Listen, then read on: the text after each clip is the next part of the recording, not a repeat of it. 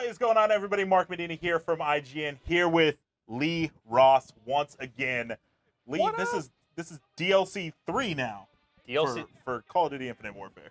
Oh my God! Already? I know. How did we get there already? So we're playing the new zombies mode. Well, real quick, introduce yourself. Why are you here? Well, really, I'm here just to bug Mark Medina for the rest of the day. Sure. But first and foremost, we're here to talk about Attack of the Radioactive Thing. This is DLC 3, officially released for PS4. This is out now, and fans are starting to put their hands on this thing. They're shooting zombies. Yeah. Okay. When's is it out on? It's not out on Xbox and PC, right? This is not yet available for Xbox and PC, but it will be coming soon. So you guys just hang tight. It'll be here before you know it. So I played this a little bit earlier, and I gotta say, so far, this is probably my favorite, just because I kind of like that 50s aesthetic. I like old movies. I like movies more from like the 30s and stuff, but I like this aesthetic. What is your favorite thing about this? Like sound design, the way it looks. What's something you want people to really, Mark, that's like the hardest question. What's my favorite?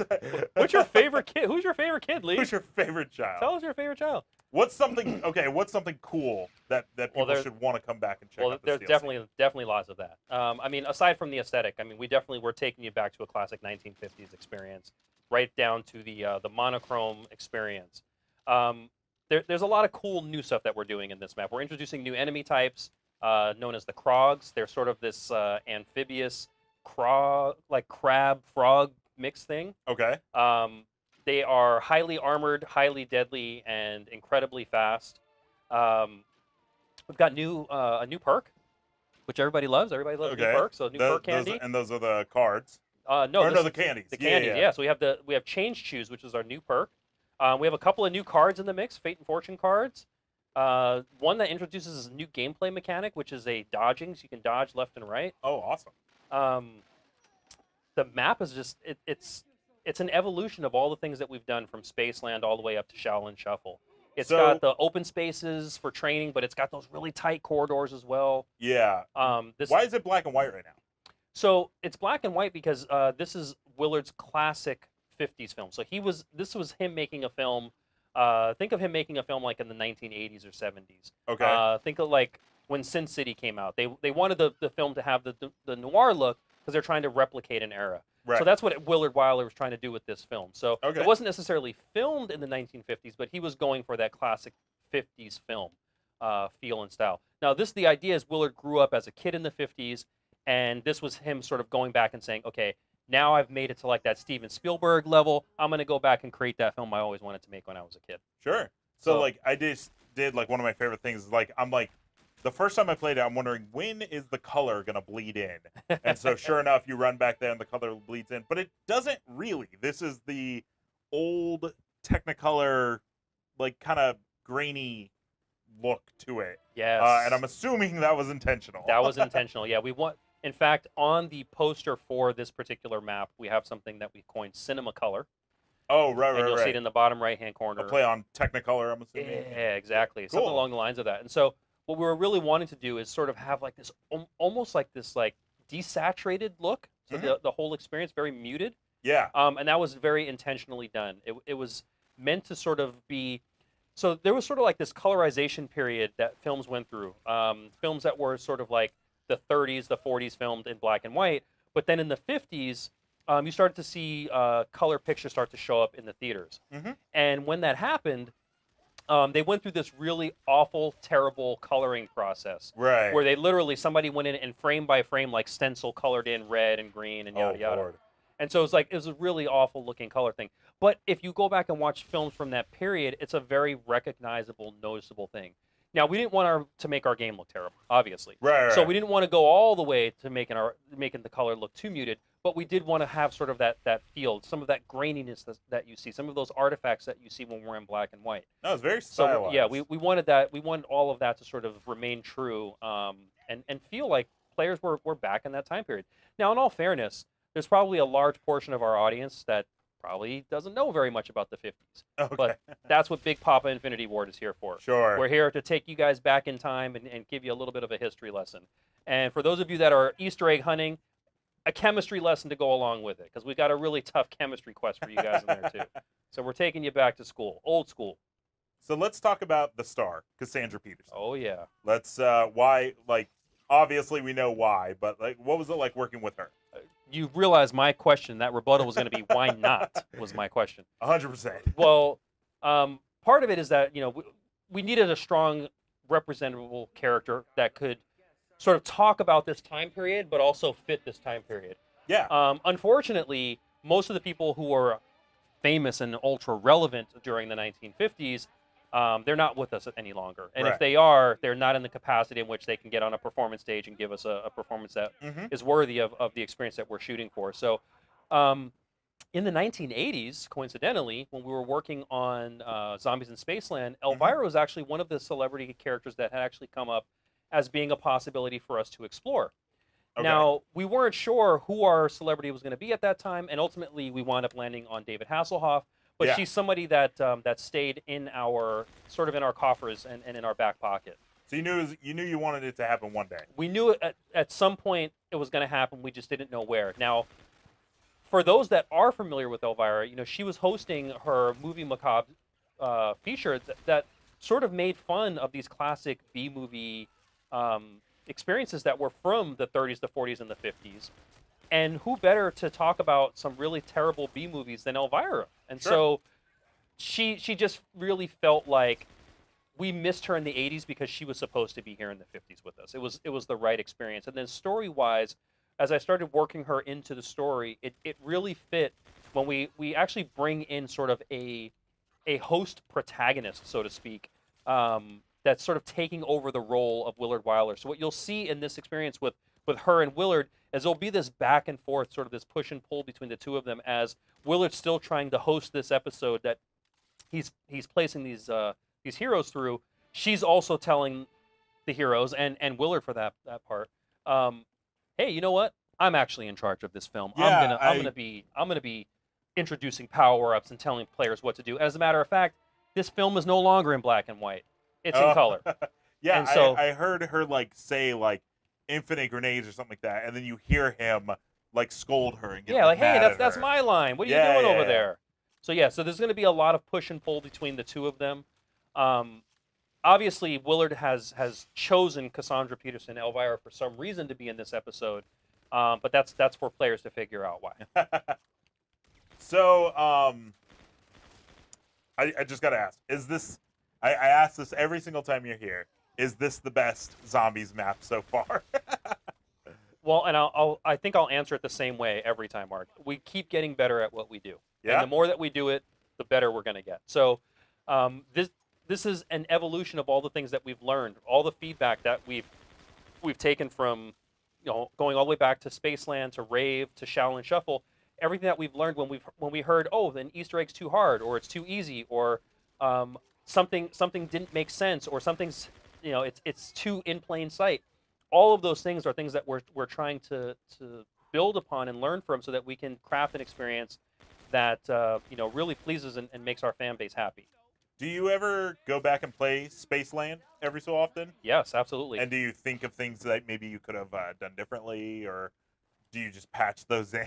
Well, the beauty of it, of the experiences that we've built in this, is that we retroactively do that intentionally as it is, right? So we have the Fate and Fortune card system, and we introduce new Fate and Fortune cards that are retroactive to the previous experiences. So that Evade card that I showed you earlier, you know, or talked about earlier, that card can be played in Spaceland. That card can be used in Raven the Redwood. So every time a new DLC comes out, all the old games do get an update. Exactly. And so all of the Fate and Fortune cards are backward compatible. You can use them across all of the DLC. And that's something that I think is really important, because it's something that we're telling players, we want you to go back and have those old experiences, but have new ways to experience them without us having to make you buy anything. You don't have to buy the DLC for those experiences to be refreshed. It happens automatically. And the same thing happens with you know, when MTX stuff starts popping out, when the MTX weapons come out. We start working them into the Magic Wheel. So if you've purchased these MTX weapons, those experiences, they're going to show up in your game so that you get to play the way that you want to play. So let's talk about weapons. Do we get any zombie-specific new weapons? Oh.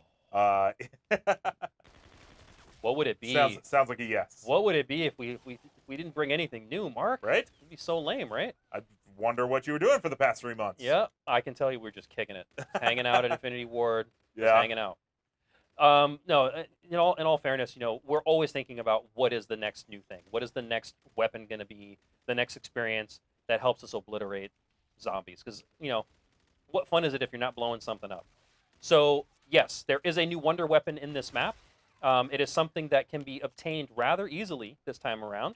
However, it is not in its final form when you get it. Okay. I will tell you that. It is not in its final form when you initially get it. So there are ways to evolve or enhance the wonder weapon that you can find within this map.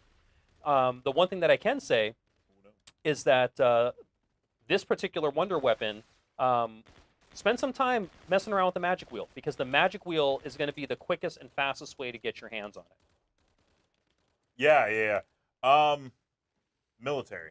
This obviously has some sort of like military flair to it. You see the guy in the picture. Oh yeah. Where did that come from? So this was going back to sort of that period of time. The United States was coming in and out of war left and right between the 30s, 40s, and 50s. It seemed like we were jumping from one war into the next, and so this was sort of pointing back at that fact that it seemed like this was always going on with our country. And so I wanted to make sure that we were representative of the fact that we were dealing with multiple wars at that time. We were coming out of dealing with Korean War and world wars and all these things that were going on. And so it was a big part of America's history. Buy America, buy American bonds, all these things that were happening. So I wanted to make sure that was something that we pointed back to and said, hey, this was a part of American history, and this is something that we can also play into our storyline.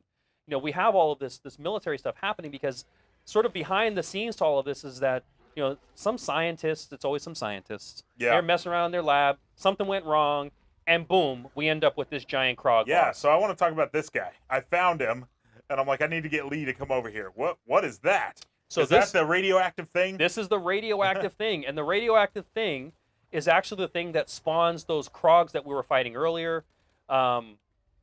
It is the giant mega boss that we're going to face in this map. However, it's not just going to walk over here and come to the beach and say, "Hey, let's hang out, let's dance." We're going to have to prove our worth. There's a couple of steps we're going to have to go through in order to get that bad boy active. But once she is active, trust me, she is not somebody you want to take lightly. Okay. Is it obtainable? How do we do it? Or is it a secret? Think I'm going to just tell you that? Just spill the beans? Well, have you? Well, I can say it is absolutely doable. Has the community found it yet? Not yet. Really? It's one of those things that's hanging out there. Okay. So right now he's just something to look at. So yeah, I think we came out for Raven the Redwoods. By the time I did the live stream with you guys, the community had solved the Easter egg. Oh, really? And we were like, wow, these guys are so good. I can't believe it. We're going to make the next one so hard.